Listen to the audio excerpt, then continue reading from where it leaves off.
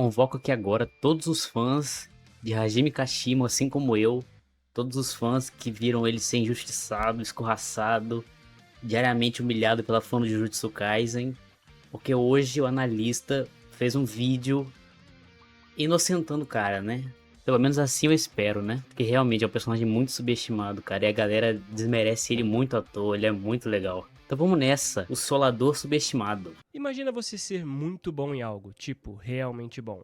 Talvez o melhor de todos. Você descobre Hum. uma arte em que você tem afinidade, você refina essa arte durante toda a sua vida. E todo mundo que você esbarra simplesmente não tem chances contra você. Você é simplesmente o melhor do seu tempo, ou pelo menos o melhor de todos que você conheceu. Ser o melhor em alguma coisa certamente é algo gratificante, ou pelo menos deveria ser. O Kashimo é Hoje legal falaremos um demais. pouco sobre isso, sobre a gratificação de ser o melhor do seu tempo, mas de não ser o melhor de todos os tempos. E esse é um tema muito real, ao meu ver, que ao mesmo tempo também conversa muito com o que temos em Jujutsu. Kashimo Hajime era um caso desses, um feiticeiro de 400 anos atrás que era simplesmente um dos melhores, se não o melhor do seu tempo. O E isso melhor da fez era ele ganhar o Edo. respeito do Kenjaku, que acabou instigando ao dizer que ele não teria ainda superado Ryomen Sukuna. E bom, imagina só isso. Você é o melhor de todos ao seu redor, ninguém sequer tem chances contra você. E do nada chega um cara e fala que existiu alguém superior a você no passado. E aí ele te oferece uma chance de enfrentar esse ser, só que lá no futuro. Eu gosto de ver esse momento inicial como uma abertura dos horizontes para o Kashimo, porque é literalmente ali que ele percebe que talvez ele realmente não seja o melhor, que talvez seu tédio e sua solidão possam finalmente ser superados por alguém. E te falar, eu gosto muito da temática desse personagem, muito por Eu conta de um também. traço pessoal meu. Eu, Luca, gosto muito de rivalidade. Esse é um traço meu que é inato à minha pessoa. Eu não sou aquele cara que perde e fica putinho nem nada do tipo. Eu sou um cara que gosta de disputas acirradas, de investir em alguma coisa e ver a competição acontecendo bem na minha Bacana. frente. É uma mistura de adrenalina, dopamina e também existe um jogo sutil de palavras Hakari no contra silêncio de Kashimo um no anime embate vai ser acirrado. É demais. como se as pessoas ali estivessem competindo, seja em um jogo, uma luta ou um confronto, até indireto, né, como cartas. E é como se todo mundo ali estivesse se comunicando através de pequenos gestos. Podem ser bravatas, provocações, blefes e tudo isso faz parte de uma disputa não falada. A Certo. rivalidade é com certeza algo que também aproxima e gera muito respeito, mas que também nos ensina bastante. Ensina sobre como ganhar, como perder e sobre como lidar tanto com as derrotas quanto com as Essa marquinha de vitórias. trovão É no um olho dele processo é. de amadurecimento. Eu gosto do Kashimo porque ele também aprecia isso da forma dele, de uma forma que ele queria ter mais disso na vida. Ele queria aprender a lidar com as vitórias constantes e a não sentir a solidão, mas ele meio que não tem essa oportunidade. E nesse passado pouco revelado, nós não sabemos exatamente quem eram seus oponentes, mas o fato é que ele estava insatisfeito. E essa era a sua solidão.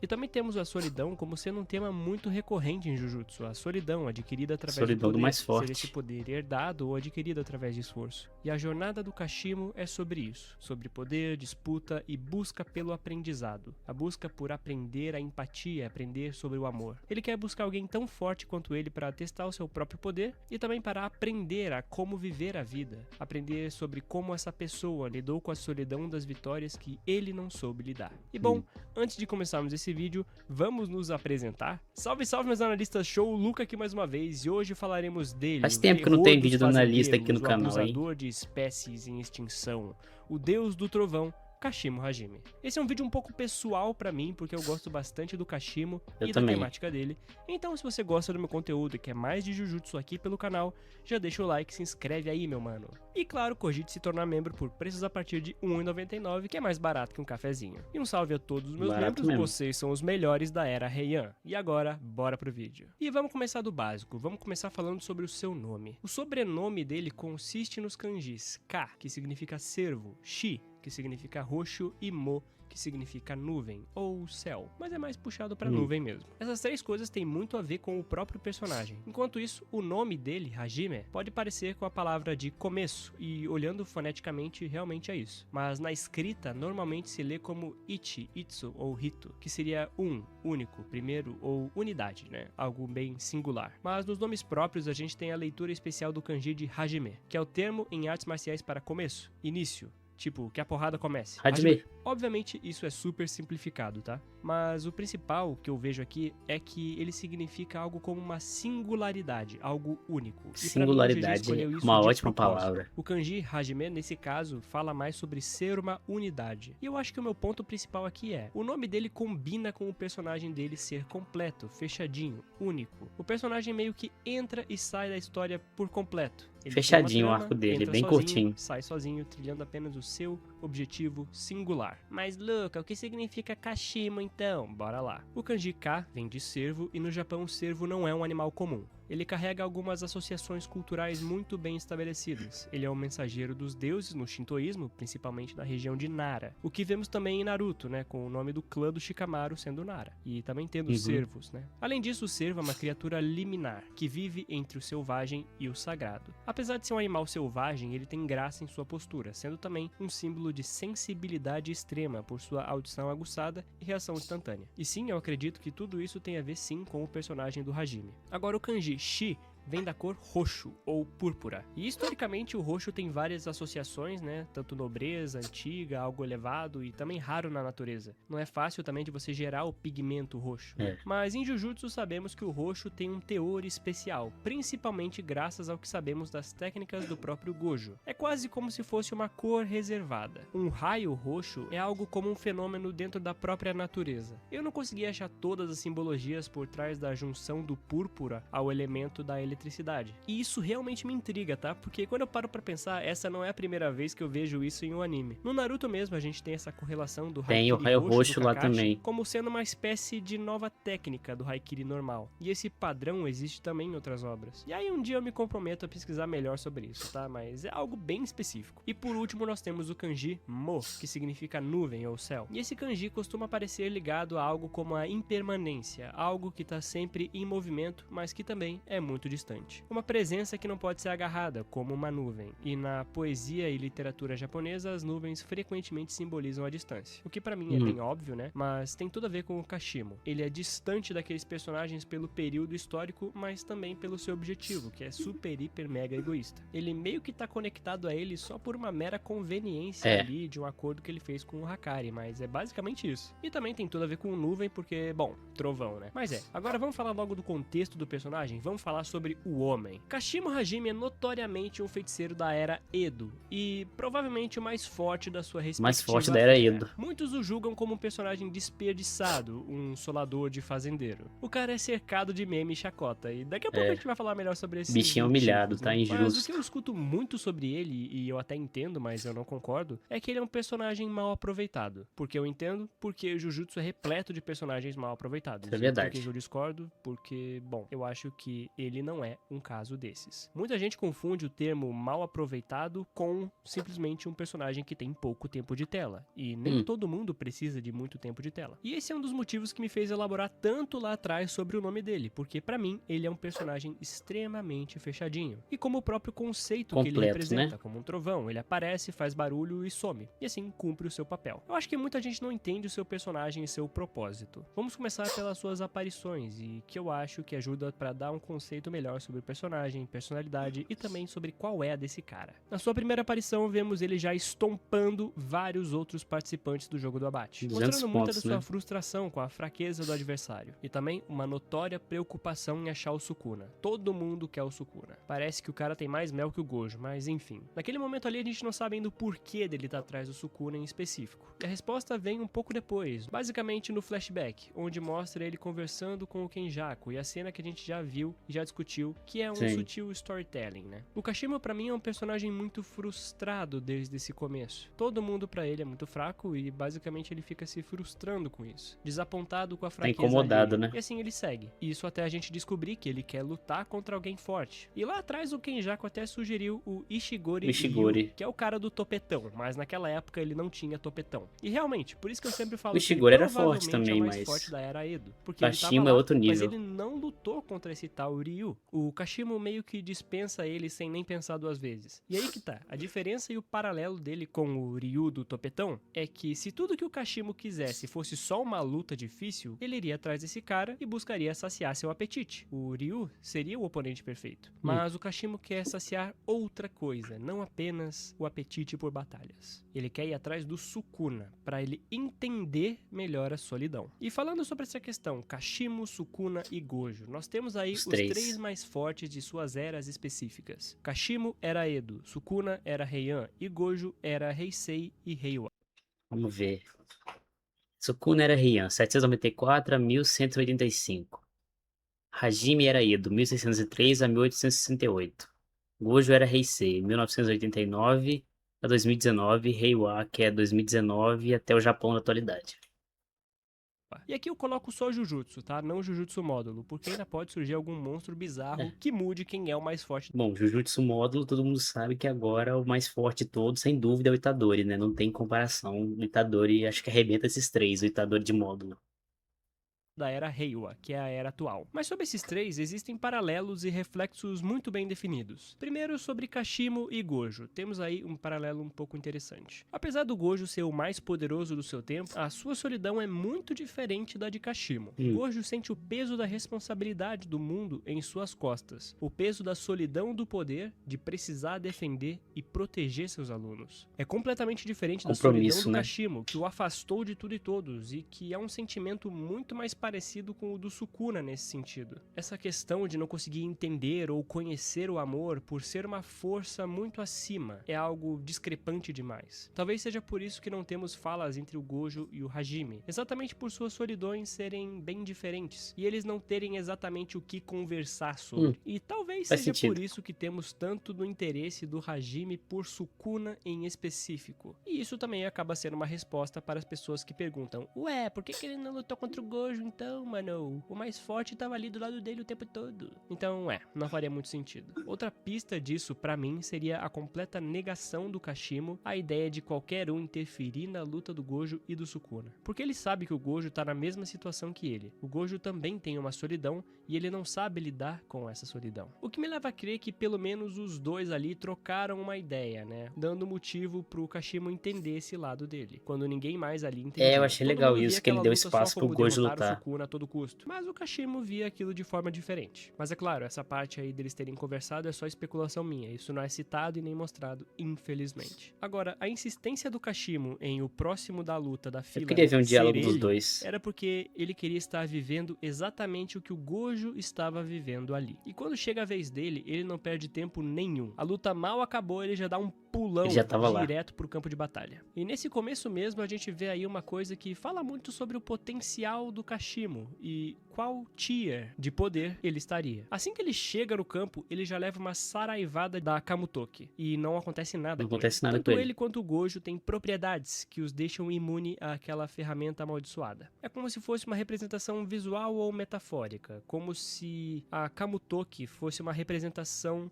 de um filtro para os mais fortes. E, irmão, a galera esquece do quão OP aquela arma é. Boa parte do cast seria dizimado por ela, beleza? Agora, sobre o diálogo dele com o rei. Kashimo pergunta se Sukuna nasceu com aquela força, se ele adquiriu ela, se sua origem deu origem à sua força. Já nasceu mais forte ou se tornou. O que Kashimo quer saciar é conhecimento, entendimento. O que ele realmente quer, além de uma rivalidade, é entender a si mesmo, compreender a fraqueza, como você pode se relacionar e interagir com os indivíduos abaixo de você. É essa pergunta que ele quer que o Sukuna responda. É essa maldição, a consequência de ser o mais forte, de como viver apesar do isolamento. O Sukuna resolve responder para ele em palavras e ações, enquanto diz que personagens como ele e o Gojo, embora estejam cientes das suas próprias ideias de solidão, eles não entendem como é realmente solidão. Kashimo pede a clarificação, e aí ele fatia o Kashimo com a maior demonstração de poder de sua forma encarnada que já vimos. Cada um desses três, que são a personificação própria do mais forte, tem a sua própria solidão, mas ninguém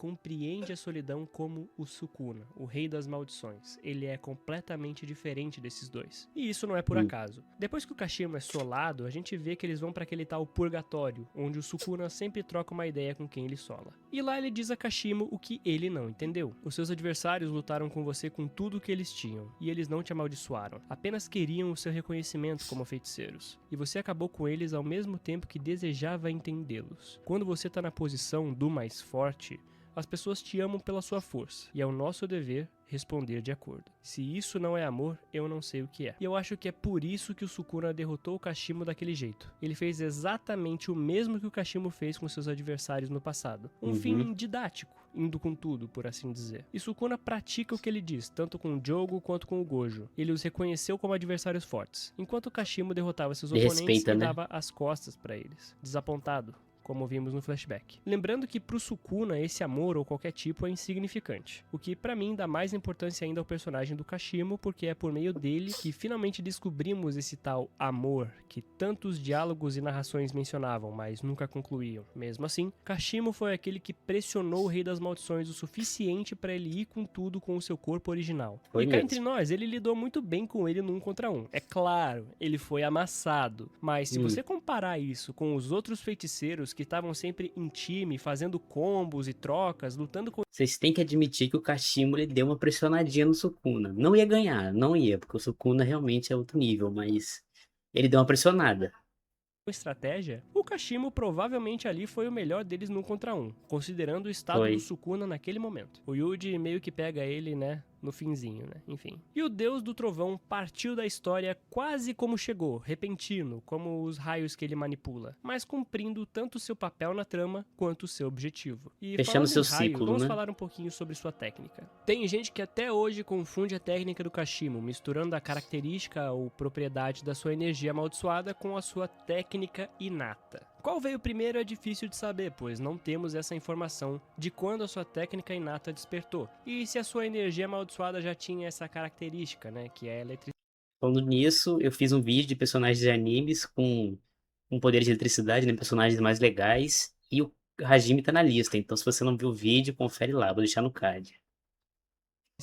Só temos uma menção sobre isso com o Hakari, que é quem introduz esse conceito. No caso dele, a energia amaldiçoada tem um traço mais áspero e que parece não ter nada a ver com a sua técnica, enfim. Um detalhe que eu acho muito intrigante sobre essa questão da eletricidade é que é um fenômeno muito primordial, né? A eletricidade sempre esteve aí com as tempestades e ao mesmo tempo é um objeto de estudo moderno. Tipo, eu consigo ver muito sentido em um camponês lá da era Edo tendo fascínio pelos trovões, até porque ainda existia toda essa correlação sobre trovões serem referentes ao deus Raijin e que também traz a chuva como prosperidade para as colheitas. Mas o que eu acho mais legal é o fator do Hajime entender a técnica dele de maneira totalmente empírica. Não é como Ele se ele entende tivesse uma aula as de propriedades ciências físicas antes da disso tudo pra eletricidade. começar a entender. Não. Hoje nós conhecemos a eletricidade muito por intermédio do estudo de séculos sobre o fenômeno e suas utilidades. O Hajime não. Ele é um camponês que só teve um hiperfoco nesse fenômeno e aprendeu a o manipular juntamente da energia amaldiçoada a partir da sua própria compreensão, ali na hora, sabe? Isso só mostra como o Kashimo é absurdo. A energia amaldiçoada dele possui as propriedades de uma corrente elétrica. Isso significa que o corpo dele está constantemente eletrificado. E qualquer golpe físico reforçado com energia amaldiçoada virá automaticamente Passa uma corrente contra um elétrica. choque. E não é um ataque elétrico no sentido clássico do shonen. Não é só um raio disparado. É a base de contato. Qualquer troca física vira um circuito fechado. Isso faz com que os golpes dele sejam praticamente impossíveis de se defender. Acerto e qualquer garantido. bloqueio físico perde a eficácia. E o dano acontece mesmo sem perfuração ou impacto bruto. E te falar, os ataques de trovões dele são bem fatais. Tipo, você pode facilmente perder a cabeça, explodir a sua cabeça ou perder um braço aí nessa brincadeira. É como lutar contra alguém que transforma o próprio corpo numa armadilha. Você não pode chegar muito perto, senão você toma um choque, e ele também dispara isso. E aí arranca seus membros. Fora o baita Speed Blitz. E é claro, ele vai pra cima de você. Até porque o estilo de luta dele é contato. Corpo Combate a corpo, físico. controle de espaço e não permitir que o oponente abra qualquer zona segura. E é nesse contato aí que o pesadelo do oponente começa, que é quando o Kashimo passa a manipular as cargas da própria energia amaldiçoada. Calma que eu te explico. Ele consegue separar a carga positiva e E negativa, negativa. aplicando uma delas diretamente no alvo, e a outra ele mantém consigo. Quando o circuito está fechado, o Kashimo descarrega a carga oposta,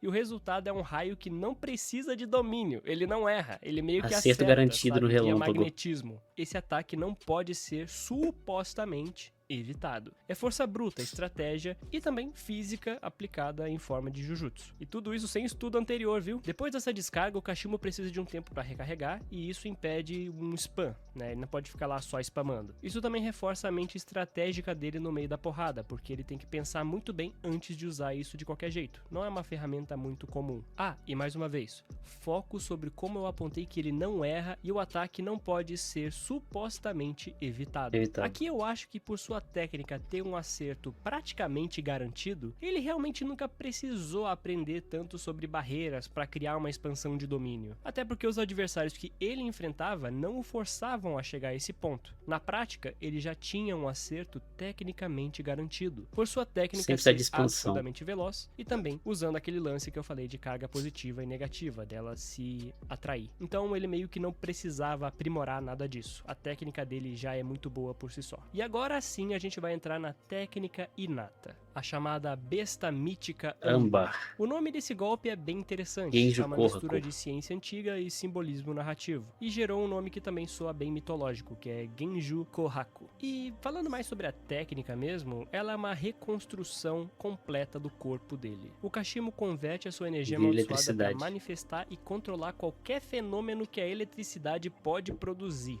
Tem muita coisa que ele pode fazer com isso. Ele ganha um aumento absurdo de velocidade, reflexos, porque ele amplia os sinais elétricos do cérebro, além de controle preciso das descargas. Ele também ganha capacidade de reagir além do limite humano e também a transformação do corpo em algo que não opera mais como carne, mas sim como condução. O preço, como ele mesmo disse, é que o corpo dele vai se desgastando. O corpo vai se autodestruir. É a morte. Essa técnica ultrapassa deliberadamente os limites físicos possíveis e por isso ela é de uso único. Ao final de tudo, o corpo do Kashimo simplesmente não aguenta e se esfarela, já que o ser humano não foi feito para aguentar tudo isso. Ia ser muito interessante se ele conseguisse se regenerar disso tudo, dos danos que ele causa a si mesmo. Aí sim ele ia ficar muito mais forte. Eu acho que isso iria requerer muito estudo, muito tempo de vida, mas... pois é difícil. Afinal de contas, o corpo dele virou uma coisa completamente diferente. Mas essa técnica não foi feita para vencer batalhas longas, ela é para apostar tudo em um único instante. O que, de novo, é basicamente o conceito do Kashimo. Ele chega, explode e vaza. E também a gente não pode esquecer da sua arma, o bastão Nioi. O nome já entrega de cara a referência, que é o Nyoinbo, o bastão mágico da mitologia chinesa. Sim, de novo ele. Popularizado principalmente através de Sun Wukong. Todo mundo já conhece esse aí. Esse bastão simboliza a extensão da vontade do usuário, algo que se adapta ao seu portador. Ferramenta que liga o céu e a terra. Que nem um raio. No caso do Kashimo, o bastão não é a arma principal, ele só é usado como um condutor. É através dele que o Kashimo descarrega a carga elétrica sem perder energia para o solo, garantindo que o raio aconteça do jeito que ele quer. É basicamente um condutor para os ataques dele, fazendo assim uma adaptação do usuário para ser a ferramenta que liga o céu e a terra. E agora vamos fechar um pouco com um contexto histórico do porquê que chamam ele de solador de fazendeiros? Como todos sabem, Kashimo Hajime era da Era Edo. Nossa, que difícil de falar isso. Era da Era Edo, mas enfim. Conhecida como a Idade da Paz Ininterrupta, o que já não parece combinar muito com o Kashimo, né? Mas calma. Para o Kashimo, era irônico viver em uma época em que ele não pertencia. Ele era um guerreiro, não um fazendeiro, aldeão ou comerciante. Um guerreiro. A parte engraçada disso tudo é que, apesar de engraçado e meio bobo, o meme faz bastante sentido histórico. Nessa época da Era Edo, as classes predominantes em termos numéricos eram de aldeões e fazendeiros, contando com cerca de 80% da população. Se qualquer feiticeiro aparecesse, muito provavelmente seria da maior parte da população. E lembrando, em um período de paz, é provável também que o nível e a quantidade de maldições diminuam. Então, sim, por natureza da era em que ele vivia, o Kashimo era o terror dos fazendeiros. E o motivo do seu isolamento era basicamente por ser um feiticeiro em uma era de fazendeiros. mas não confunda pau com bunda. Kashimo era um monstro, mesmo sem competição para se refinar e ter um motivo para querer ser ainda mais forte. Pensa comigo, ele não tinha tanto motivo para melhorar e ele já era daquele nível. Já era Em Jujutsu absurdo. fica claro que a era afeta diretamente a qualidade dos feiticeiros. Não é à toa que ouvimos tanto falar da Era de Ouro, a famosa Era Heian. Era Heian do em que o Sukuna. Sukuna aparentemente já usou e já fez, já viu de tudo. Então, na minha opinião, Kashimo já é um tier bem alto. Ele base é do mesmo tier do Hakari, Yuta, Maki e afins. E com a técnica da besta mítica, ele com certeza sobe nesse ranking. Sobe. E olha, se você lutou contra um maníaco de apostas imortal, saiu vivo, fez o cara sacrificar um braço pra não morrer sem usar a sua técnica e depois a usou contra o Sukuna e até chegou a acertar alguns Deu uma golpes. pressionadinha no Isso tudo Sukuna. somado com o potencial da sua própria técnica, pra mim, faz dele um high tier. Ali no limite do grau especial, pode ser? A gente pode concordar que ele tá por ali? Pode. Se ele tivesse nascido em uma era mais propícia pra ele, quem sabe a ameaça que ele poderia ter sido. Mas é o que temos. E eu acho que o nível nunca foi o foco real desse personagem. Mas enfim, sobre o Kashimo Hajime, é Muito isso, legal. rapaziada. Espero que tenha gostado do vídeo. Esse é um personagem extremamente fechadinho. Eu julgo ele como sendo bem aproveitado pelo que ele mostrou. Ele cumpriu com a promessa e cumpriu com o seu objetivo. Beleza? Dito isso, muito obrigado por assistirem até aqui. Fiquem Valeu, com Deus. analista. Um forte abraço e tchau. Pois é, a galera zoa, a galera pega no pé, mas o Kashimo é um grande personagem sim, é um personagem bem legal. A técnica dele é muito bacana. O visual também é muito maneiro. E vocês vão ter que respeitar o Hajime Kashimo, tá? Não tem jeito. Então, galera, se você é fã do Kashimo, já comenta aqui embaixo, porque eu sei que estamos por aí, né? Os fãs do Kashimo estão espalhados por aí, mas se contar direitinho, acho que somos muitos. O Kashimo, com certeza, é um dos meus personagens favoritos de Jujutsu Kaisen. Ele, o Takaba, gosto muito desses personagens assim que vieram no jogo do abate, são muito bons. Bom, galera, esse foi o Autista Reage de hoje. Já comenta aqui embaixo a sua opinião. Você acha que o Kashimo poderia ter tido mais tempo de tela? Ou realmente o ciclo dele foi fechado, igual o analista falou? Comenta aqui, eu quero saber. Então foi isso, muito obrigado. Deixe seu like, se inscreva no canal. E até o próximo Autista Geek. Tchau, tchau.